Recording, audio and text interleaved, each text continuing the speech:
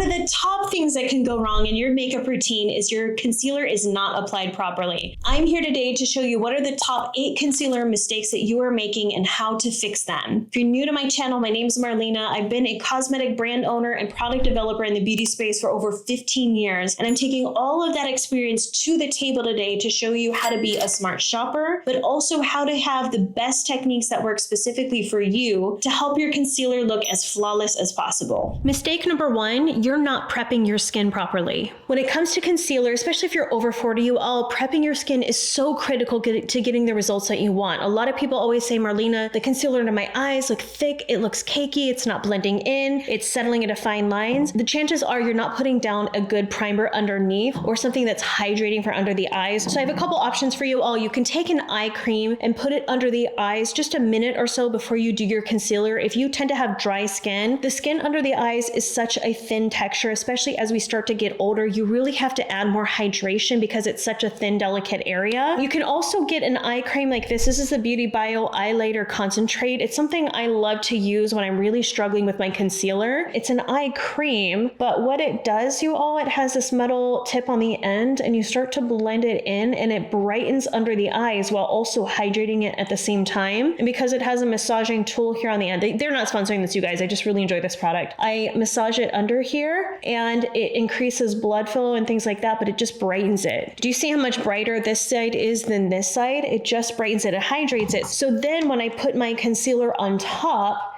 it's going to glide a little bit more easily. It's not going to settle into fine lines. It's just going to give me a nice base to smooth everything out on top, so that way it doesn't look dry or cakey either. The other thing that you all can do is use a silicone-based primer. I recommend doing this all over the face, but definitely make sure that you put that under the eyes too. You want something that has dimethicone in it, cyclopentasiloxane. If you need education on that, search it on my YouTube channel. I'll put some links below because I talk about it a lot. So I like the Lancome La Base Pro one, but specifically under the eyes, I always make sure I put a bit of silicone-based primer in there. It's going to create a barrier between your skin and the product on top, making the concealer glide more smoothly and not settle into the fine lines. Mistake number 2, you're not color correcting first. Now this mistake was one that took me years to figure out, you all, because I've genetically had dark circles for a really long time. They've gotten worse as I've gotten older. I've learned that if you don't color correct first, applying layer after layer after layer of concealer is just going to make it look thick and cakey and not give me the coverage that I need. I need to correct the actual blue, gray, or purple undertones of the dark circles first. So I'll be quick on this demo because you guys already know this, but you've got to take a peach corrector. If you have fair skin, if you have deeper skin, go with an orange, a kind of rusty color, and you want to put this down first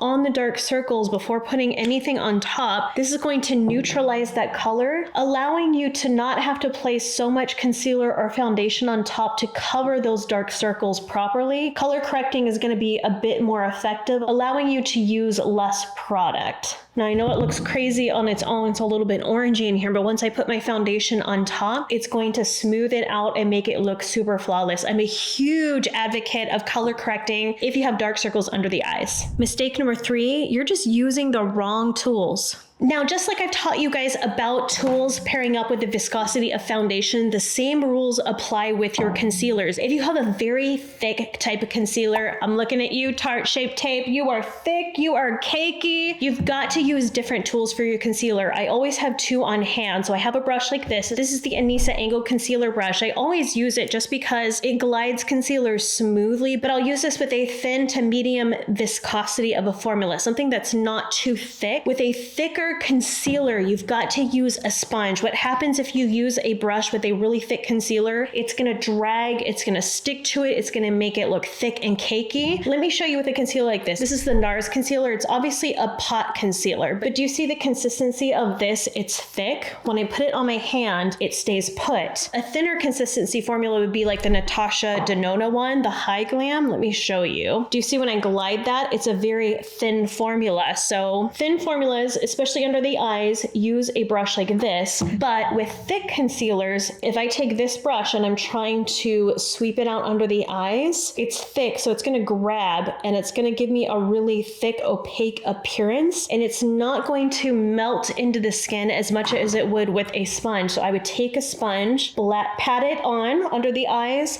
You can even blend it like this, roll it, to smooth out those edges, but matching the correct tool with the viscosity of your concealer is going to be critical to getting that flawless look that you're hoping for. Mistake number 4, you're using way too much product. So using too much product is the #1 way that you're going to get cakey appearance, especially under the eyes, because like I said earlier, the skin under the eyes is very thin. So especially as we get older, you've got to try to find thinner formulas. Thick concealers just don't work for us as we get older because it's just too much. It can settle in the fine line. So you want to find a thin consistency but high pigmentation. I really do like the Natasha Denona Hy-Glam. I did a whole concealer video. I'll link to it right here if you guys want, naming my top 10 concealers of all time. But if you have very dark pigmentation, you've color corrected, maybe you have a lot of scarring, redness, things like that, and you're like, okay, I don't want to keep applying layer after layer, you can do my trick that I've done for years. You can take a very highly pigmented foundation or mixing drops and use that as concealer. I really do like the Dermablend Flawless Creator. I want to show you why. So like I've said, I had really dark circles under my eyes. I color correct, I apply my foundation, and then if I still feel like those circles are barking, they are mooing, they are poking through, I take something like this that's almost like a very, very high pigmented concealer. Because let me show you the pigmentation level in this, you guys. That's 1 drop. I mean, the coverage of it is insane. So every time after I do my makeup, I will take a drop of that foundation. I will take my angled brush. I'll pick up a little bit. I'll really smush it into the brush, because when I tell you all this is pigmented, I'm not joking. It is a mask-like pigmentation. I will sweep it over my foundation like this and just a light stroke. And that thinner formula but super high pigmentation is going to give me the coverage that I need without it being thick or too cakey, because it's still thin viscosity and I'm applying just the slightest amount just to give me the coverage. So as we get older, thin formula but high pigmentation, that's going to be your friend. Mistake number 5,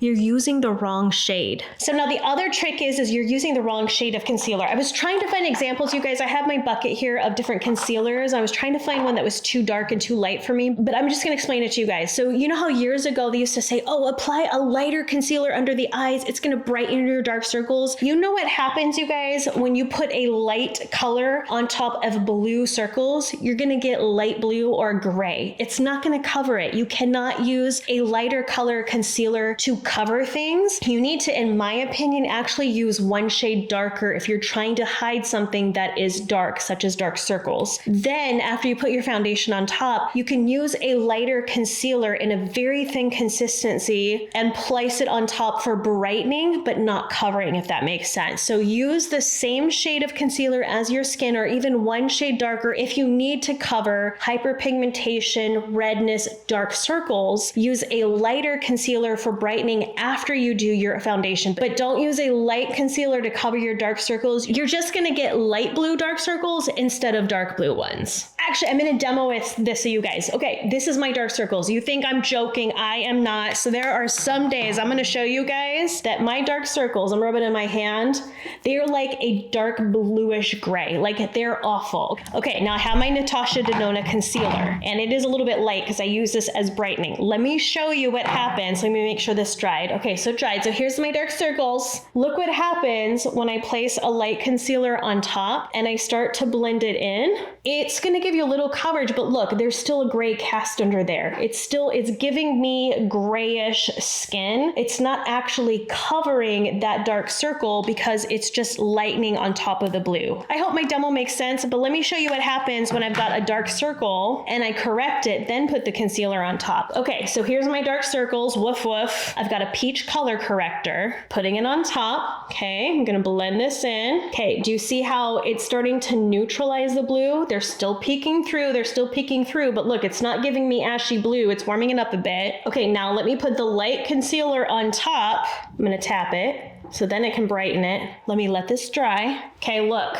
do you see that? Look, do you see the difference between this side and this side? Light gray version of my dark circles, neutralized and looks like skin. Mistake number 6, you're applying concealer in the wrong places. Now, where you apply your concealer actually does matter a lot. The trend that we did several years ago where we did the triangle shape, I know it's not on trend anymore, but it actually still works. I know you guys were like, oh, she's gonna talk about you dot here, a dot at the end or the corner of the eye. I'm gonna show you both sides. Okay, so the trend now with the placement of the concealers, you do a dot here and you do a dot there. This works phenomenal if you were in your 20s and 30s or you have no dark circles and things like that. This could work because it's giving you just enough coverage here where it tends to be the darkness is right here, and then you put it out here so that way it blends in. It can work on the days where I don't have severe dark circles, but for me personally, I still do the triangle shape after my foundation with a lighter concealer to brighten. And let me show you why. So I still do a sweep like this because the goal of me applying concealer here is not only brightening an extra layer of coverage, I want to highlight the center of my face. I'm going to show you guys the difference between the two. Now this is one shade lighter because I'm doing a brightening technique, not doing color correcting or anything like that. Okay, do you see how me having that triangle shape, it still highlights the center of my face. It makes my cheekbones pop a little bit more. It covers my dark circles. It elongates my face and makes my eyes stand out more. It does so many different things. So personally, me, I still like doing the triangle shape. I don't care if it's trendy or not. I don't care about trends. I care about what works, and this works for me. So if you're not getting the results from your concealer, it could be the placement that you're doing. If you don't have a lot of dark circles and you feel like it's getting thick and cakey, by all means do this technique, dot, dot, blend out, because you don't want to have a lot of product. The more product you apply, the thicker and cakier it can get. If you're someone like me who really struggles with dark circles and blueness under the eyes, then highlighting and doing this here is really going to transform my face. So try both techniques, see what works for you, but if you're not getting the results, it could be that you're not applying your concealer in the right techniques or right areas. Mistake number 7.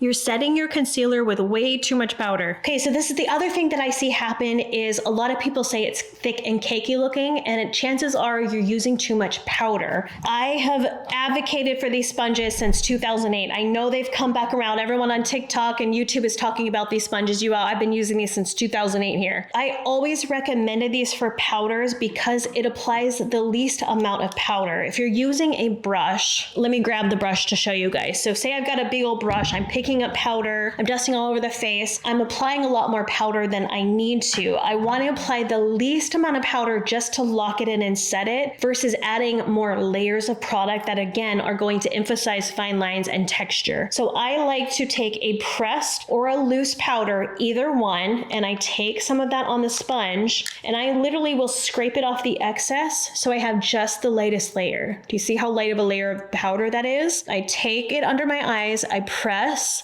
press. I don't sweep. I want to lock in that concealer like this. My goal is not to blend. I'm just locking it in. So do a nice pressing motion like this. Just enough powder. Do you see how I only did it with that little bit? Look how much that set it in. It brightened it. It added more pigmentation there, but it doesn't look thick and cakey because I used the least amount of powder possible. So anytime you lock down your concealer, the least amount of powder you have, the less chances it's going to look cakey. Mistake number 8, you're not locking in the concealer with a setting spray. Now, our last hope of getting our concealer to look good is you have to lock it in. If your concealer throughout the day is settling in fine lines, it's moving, it's creasing, or it's disappearing, you haven't set it. I really do recommend using a setting spray. I do like the one size setting spray. I think it's phenomenal. I'm not going to spray my whole face now because I still have to do my makeup. But what I do is I do my whole face of makeup, and if I know I need it to last for many hours, I will mist my whole face, kind of let it dry for a good 30 seconds, and that will lock it in, especially with the concealer. If you don't want to use a setting spray all over your face, what you could do, it's not my favorite method, I do like spraying it all over, is you could take a beauty blender, you can spritz a little bit of that spray on there, not a ton, you just want enough, and you can take that and gently pat it on top of your concealer, especially under the eyes. And what that will do is help lock that in and make the concealer last a lot longer. So it won't crease, fade, sink into your fine lines, disappear throughout the day. It just helps it lock it and make it last for many, many hours. So how many of these concealer mistakes have you made? I know I personally have made all 8 of them. I've learned by my mistakes. So let me know in the comments, do you agree with these concealer mistakes? How many of these have you committed yourself?